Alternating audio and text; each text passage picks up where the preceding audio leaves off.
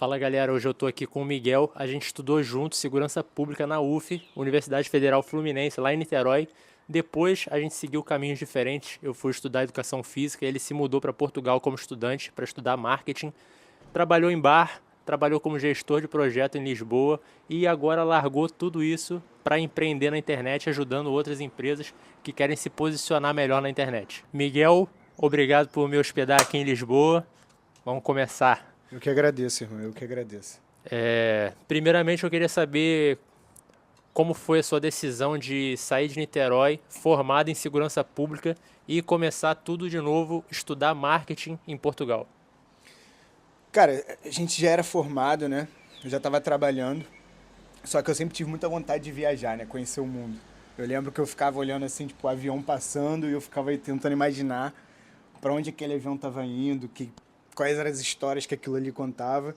E sempre quis muito viajar, cara. Então eu comecei a pesquisar formas de fazer um intercâmbio. Eu queria, a princípio, estudar inglês, porque eu não falava nada de inglês, nada, nada, zero. Aí eu queria morar fora e comecei a procurar, tava pensando em Irlanda e tal, só que eu vim naquela leva de 2018, que foi quando as faculdades de Portugal começaram a aceitar o Enem como nota para ingressar na universidade.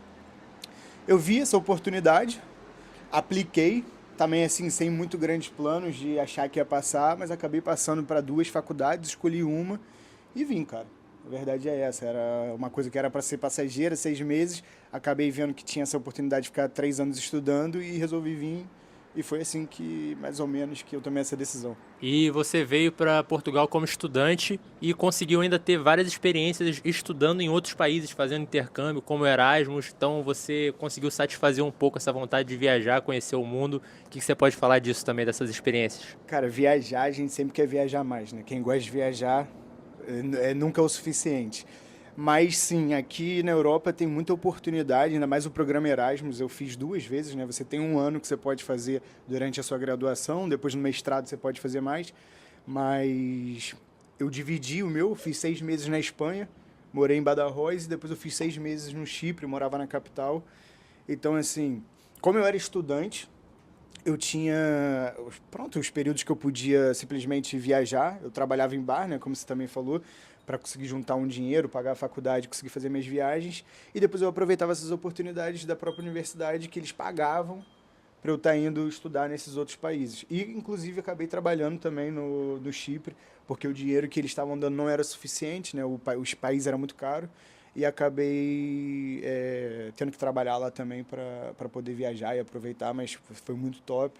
Tipo assim, um aprendizado enorme, outras culturas, e gente da Europa toda, tá ligado? Então, assim, é, foi uma oportunidade que eu quis aproveitar. E até quando eu saí do Brasil, eu já tinha escolhido até a universidade, a faculdade que eu queria fazer, pensando nessa oportunidade. Ia ser mais fácil eu conseguir ser escolhido para esse programa Erasmus do que se eu tivesse vindo para Lisboa direto ou Porto. Tem muitos brasileiros, muita gente concorrendo. Então foi um plano que eu consegui realizar. Eu vim como estudante também, estou aqui em Portugal agora, acabei de chegar com visto de estudante e acredito que tem algumas pessoas também que têm esse interesse em vir para Portugal estudar. E eu queria saber quais foram as maiores dificuldades que você teve aqui. Passei por algumas, sendo sincero. Primeiro é aquilo de você se mudar. Eu vim sozinho, você se mudar com pouco dinheiro, ir para um lugar que você não conhece, um país diferente, outro continente. E o lugar que eu escolhi, eu fui para Guarda primeiro. A Guarda é a cidade mais alta de Portugal e a cidade mais fria. Então o frio já era para mim uma dificuldade. Direto do Rio para temperaturas às vezes de menos 10 graus, então aquilo complicava bastante. Depois, a questão de se adaptar. Eu tinha uma comunidade boa de brasileiros, então acho que até me adaptei bem. Acabei me juntando com eles logo de cara. Isso facilitou um pouco mais. Mas toda aquela burocracia, né, cara? De você, primeiro, o português, quando você chega, é um pouco difícil de você entender o português de Portugal. Até você entender as palavras, eu ainda tinha dificuldade ali nas aulas. Preconceito sofri um pouquinho, não era assim muito descarado. Já tive momentos sim de xenofobia que eu sofri logo de cara, assim, tipo, falarem, pô, aqui a gente não aluga casa para brasileiro. Isso é horrível, é uma sensação ruim, mas no geral o povo português era super tranquilo comigo, me receberam super bem. E é isso, saudade de casa também, né? No início, assim, você fica com muita saudade. A primeira vez que eu vim, eu fiquei 8 meses sem voltar para casa. Isso apertava bastante, assim, o coração. Mas depois você acaba acostumando, né? Tô aqui há 8 anos. Ainda dói um pouquinho, mas você acaba se acostumando. E como é que foi a transição de você sair de atendente de bar até virar um gestor de projetos em Lisboa? Queria viajar, né? Te falei. Então eu precisava pagar a faculdade, precisava pagar minhas viagens e eu precisava de um emprego. Então, como eu estava estudando ainda, o melhor a se fazer era trabalhar, tipo, na noite. Só que eu acho que isso é um erro que muita gente comete aqui, cara, é de perder o foco e o propósito.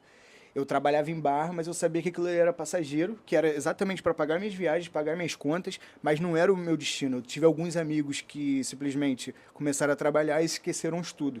Eu vim para estudar e o bar era uma forma pronto, me sustentar, era temporário. Sempre tive isso em mente. Chegava em casa às vezes 7 horas da manhã, tinha aula 8, 9 horas eu estava lá. Dormia de tarde, dava meu jeito, às vezes não dormia, mas nunca esquecia assim o foco. Depois, cara, quando eu fui fazer o meu estágio, a universidade ela te oferece ali algumas opções e eu queria sair da guarda, porque também foi minha porta de entrada, eu queria vir para uma cidade grande, o Porto, Lisboa, e bati o pé, sabe? Foi uma coisa que eu falei mesmo, olha, tem que ser em algum dessas duas cidades, se vocês puderem me ajudar, obrigado, se vocês não puderem me ajudar, eu vou procurar por minha conta própria. Acabou surgindo a oportunidade de trabalhar numa empresa em Lisboa, fiz a entrevista, passei para fazer o estágio e daquele momento eu não tive que vir direto porque a gente estava em época de pandemia. Então tá lá todo mundo trabalhando online, isso me facilitou um pouco porque eu continuei na minha cidade, com a minha casa e pronto, não tive que gastar tanto dinheiro assim no estágio, porque o estágio aqui em Portugal, geralmente ele não é remunerado, né? O curricular ele não é remunerado igual no Brasil. Você faz no final ali, no último ano, você tem aquele período de estágio. E pronto, então assim, eu sempre tive muito foco no que eu queria. Nunca deixei, tipo, as festas que eu realmente curti, você sabe que eu gostava muito de uma festa. As minhas viagens, nunca deixei nada atrapalhar o meu objetivo principal. E foi isso, cara. Eu bati o pé, me esforcei bastante, sempre estudando, que é importante você estar sempre se qualificando. E vim para Lisboa com cara e coragem. E durante esse período como gestor de projetos, quais foram as experiências mais marcantes que você teve nesse trabalho? O que você fazia? Quais foram as experiências que você achou que realmente fizeram tudo valer a pena? Cara, eu tive sorte de entrar numa empresa muito boa, que me valorizava e assim, que fazia projetos no país todo. Ou seja, eu conheço Portugal de cima a baixo, norte, sul, leste, oeste, tudo, tudo, tudo mesmo. Conheço todos os cantos de Portugal.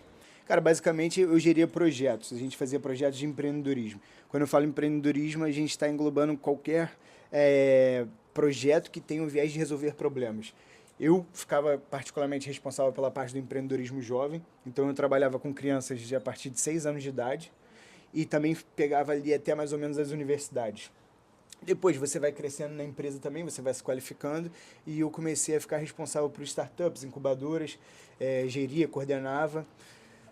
Tinha também um trabalho de formação, eu sou formador certificado, aqui em Portugal a gente dava muita formação de como fazer um pitch, marketing, comunicação, sobre empreendedorismo mesmo, porque as pessoas acham que empreendedorismo é você criar uma empresa, é você falar de dinheiro, e na verdade não é isso, né, cara? Empreendedorismo, pelo menos eu enxergo assim, é como você como você se porta no mundo, como você enxerga as oportunidades, é você resolver problemas, porque o empreendedorismo ele já existe há muito tempo, né? Desde que a gente na época das cavernas, quando o cara descobriu o fogo, quando um cara começou a ficar ereto para poder ver mais longe, tudo isso é ser empreendedor.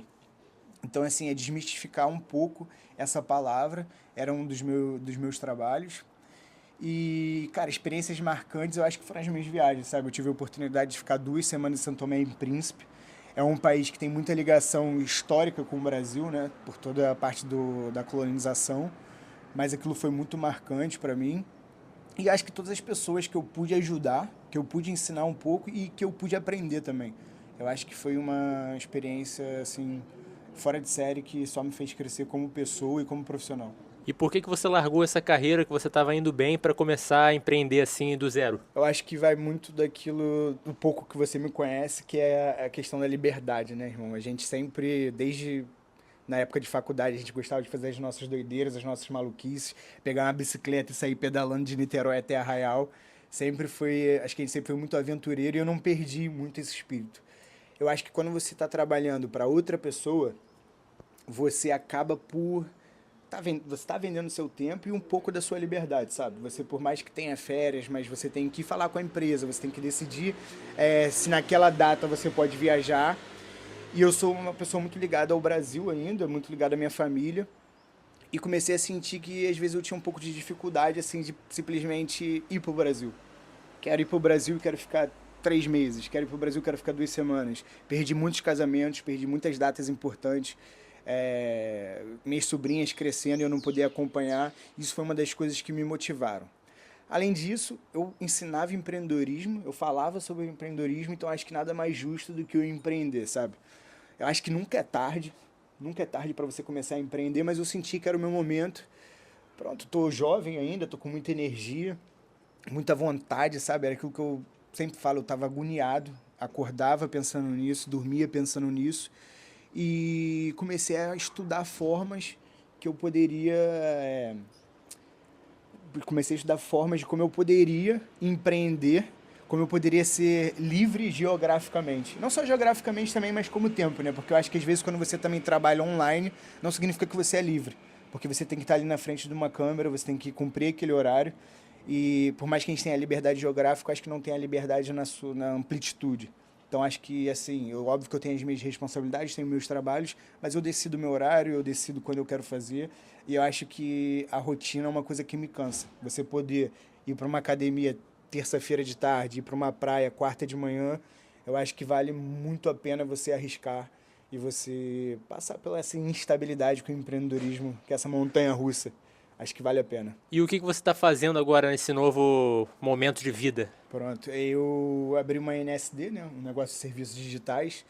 Aqui a gente oferece, na Cave Studio, a gente oferece serviços de design, social media, edição de vídeo, copywriting.